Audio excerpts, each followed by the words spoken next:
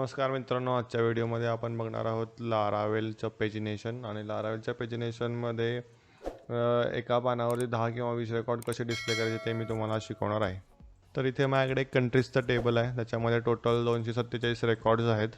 तर हे आपण एका पानावर 10 किंवा 20 रेकॉर्ड HTML पेजमध्ये कसे डिस्प्ले करू शकतो ते आपण बघूया. तर इथं माझ्याकडे एक बेसिक टू डूवाला प्रोजेक्ट आपला सेटअप केलेला आहे. त्याच्यामध्ये आपण एक काम करूया, एक पेज तयार करू. table.blade.php okay. त्याच्यामध्ये आपण जाऊया बूटस्ट्रॅप 5 W3 स्कूल वरती. Bootstrap 5 W3 school bootstrap 5. त्याच्यामध्ये आपण बघणार आहोत टेबल्स.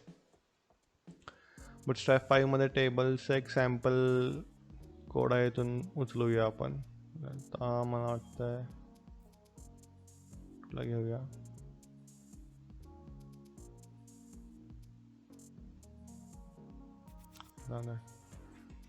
हा कोड घेतला मी, पेस्ट केला इथे. ठीक आहे, PHP फाईल आपण एक तयार केली आहे. ठीक आहे, आता ही PHP फाईल आपण एका राऊटला कनेक्ट करू, जेणेकरून आपण ती लोड करू शकू. वेबमध्ये आपण एक राऊट लिहूया. ठीक आहे, पहिला राऊट नाव द्या कंट्रीज आणि व्ह्यू आहे टेबल. आता आपण ह्याला सर्व करू. आर्टिसन सर्व झालेला आहे, तो उघडलेला लारावेल डेमो कंट्रीज. ओके, तर इथे आता बेसिक टेबल जे आपण कॉपी पेस्ट केलेलं आहे W3च्या साईटवरून हे डिस्प्ले होत आहे. ठीक आहे, आता आपल्याला ह्याची काही गरज नाही. आता आपल्याला हे जे रेकॉर्ड्स आहेत, नेम, फोन कोड किंवा कॅपिटल करन्सी, ते आपल्याला इथे दिसायला हवं आहे. ठीक आहे, त्यासाठी आपल्याला पहिल्यांदा डेटा फेच करायला लागेल. बरोबर, एक कंट्रोलर लिहूया आपण, किंवा जर ऑलरेडी एक्झिस्टिंग कंट्रोलर असेल तर तो वापरूया आपण. तो ऑलरेडी डेमो कंट्रोलर आहे.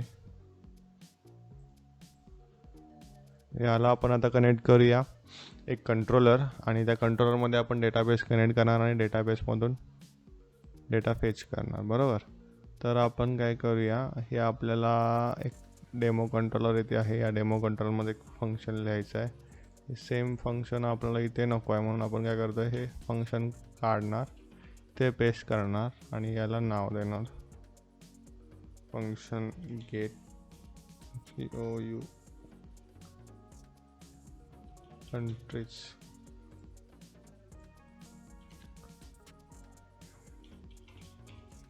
ठीक आहे, गेट कंट्रीज ह्याला कंट्रोलर फंक्शन आहे. कंट्रोलर कनेक्ट केला. कंट्रोलरमध्ये डेमो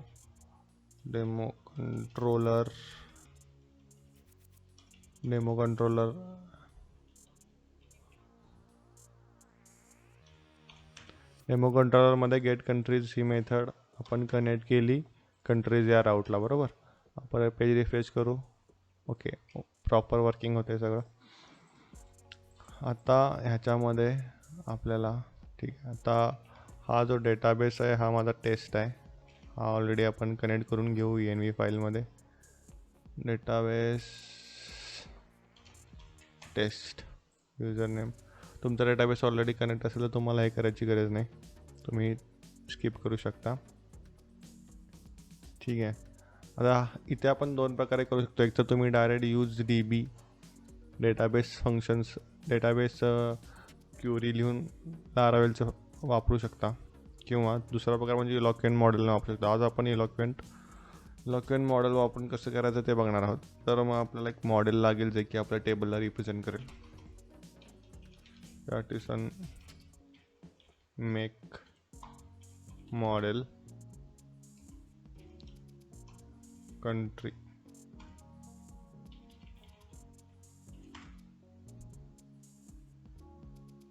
ठीक आहे, आता आपलं एक मॉडेल तयार झालं असेल कंट्री नावाने.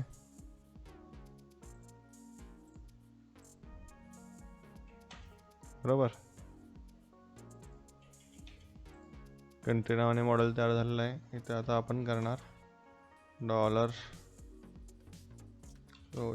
Countries equal to country colon all, म्हणजे कंट्री मॉडेल वापरून आपण कंट्री या टेबलमधले सगळे रेकॉर्ड फेच करतो आहे. ठीक आहे. तर आता हे कंट्री म्हणजे काय, तर ह्याला सांगायला लागेल यूज ॲप स्लॅश कंट्री.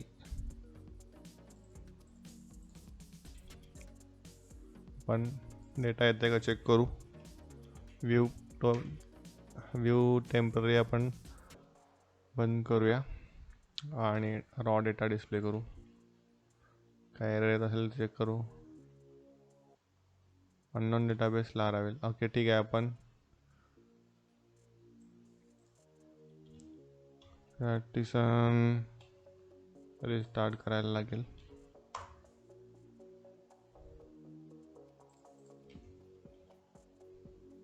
ठीक आहे. इथे आपल्याकडे सगळे रेकॉर्ड्स आलेले आहेत. तुम्हाला दिसतं आहे MySQL डेटा मॉडेल तयार केलेला आहे आपण. हा मॉडेल जो आहे हा मॉडेल ऑटोमॅटिकली मॅप झाला या कंट्रीज टेबलवर. का, कारण की लारावेलला माहिती आहे की जर मॉडेल कंट्री असेल तर त्याचा अनेक वचनी जो असतो तो कंट्रीज होतो. त्यामुळे ऑटोमॅटिक ते हे कंट्रीजला मॅप करतात. जर तुमचं नाव काहीतरी वेगळं असेल आणि वर्क होत नसेल तर तुम्ही टेबल नेम एक्सप्लिसिटली देऊ शकता. हे टेबल नेम आहे तुमचं, हे कंट्रीज आहे. मग ह्याला समजेल की हे जर नाव तुमचं वेगळं असेल आणि हे याचं ट्रेसिंग होत नसेल प्रॉपरली तर तुम्ही एक्सप्लिसिटली ते टेबल मेन्शन करू शकता की हे मॉडेल डेटाबेसमधलं हे टेबल वापरायचं आहे या मॉडेलसाठी म्हणून. मग ऑटोमॅटिक तुमचं मॅपिंग होऊन जाईल पूर्ण. आता आपल्याला काय करायचं आहे, हा डेटा आपल्याला घेऊन जायचा आहे आपल्या व्ह्यूला. तर मी इथून व्ह्यू रिटर्न करेन.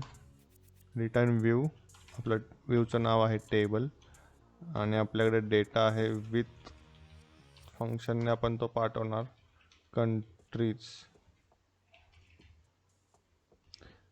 या नावाने. कंट्रीज हे व्हेरिएबल आपण UI मध्ये ॲक्सेस करणार. बरोबर. ठीक आहे. तर आता हा जाणार, हे पेज डिस्प्ले होते. तर हा डेटा आपल्या पेजवरती आला आहे पण हे दिसत नाही आपल्याला. तर हे आपल्याला इथे तुम्ही जरी नॉर्मली इथे प्रिंट करून बघितला डबल कर्ली ब्रेसेसमध्ये तुमचं व्हेरिएबल, तर तुम्हाला ऑटोमॅटिक हा डेटा दिसून येईल सगळा. बरोबर. तर आपल्याला ह्या असं डिस्प्ले न करता टेबलमध्ये डिस्प्ले करायचं. ठीक आहे. मग आता आपल्याला माहिती आहे कंट्रीज टेबलमध्ये काय काय. बरोबर. कंट्रीज हा ॲक्च्युली ॲरे आहे, तो आपल्याला इटरेट करायचा आहे. बरोबर. तर आता हे पण एकच रेकॉर्ड ठेवूया इथे. कंट्रीज म्हटलं आपल्याला काय काय लागणार आहे ते चेक करू. पण घेऊया नेम, त्यानंतर लागेल आपल्याला फोन कोड, त्यानंतर आपण डिस्प्ले करू कॅपिटल कुठली आहे त्या कंट्रीची, त्यानंतर करन्सी.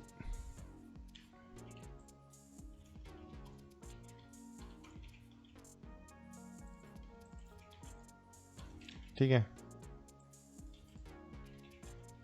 तर टेम्पररी आपण पेज रिफ्रेश करू. Name, phone code, capital, currency आलेला आहे. तर हा जो ॲरे आहे कंट्रीजचा तो पूर्ण आपल्याला इथे प्रिंट करायचा आहे. बरोबर. तर आपण काय करणार, फॉर इचमध्ये ते कलेक्शन म्हणजे आपलं कुठलं आलं कंट्रीज नाव आहे. कंट्रीज पेस्ट करणार. कंट्रीजमधला एक COU एक कंट्री, कंट्रीजमधली एक कंट्री एका लूपमध्ये असणार. आता आपण हे इथे प्रिंट करणार. ठीक आहे. तर आता एका कंट्रीचं नाव आपल्याला इथे डिस्प्ले करायचं आहे प्रत्येक वेळेला. म्हणजे कंट्री ॲरो नेम डिस्प्ले होणार. परत त्यानंतर डिस्प्ले होणार फोन कोड कंट्रीचा.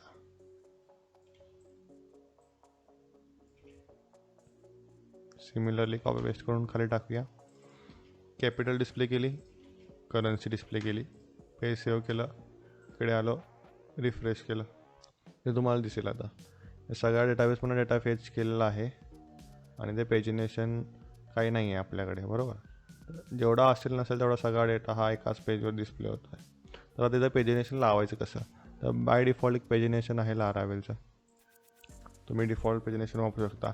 हे ऑल आहे, इथे फक्त आपल्याला पेजिनेट वापरायचं आहे आणि इथे पर पेज किती तुम्हाला रेकॉर्ड्स हवेत ते तुम्ही काउंट लिहायचं आहे.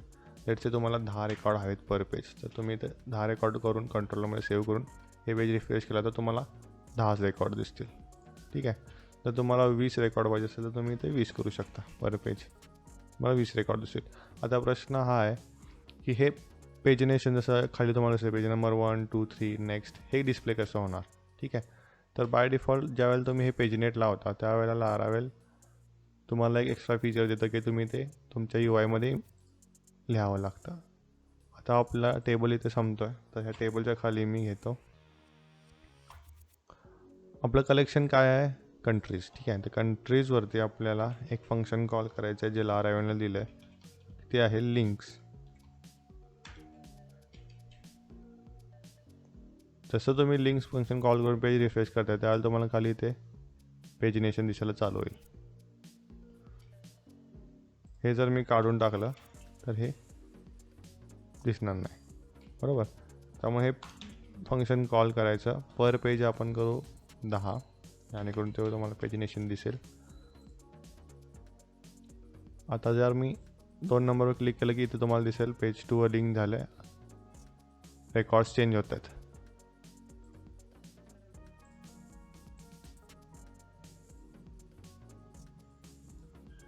ओके.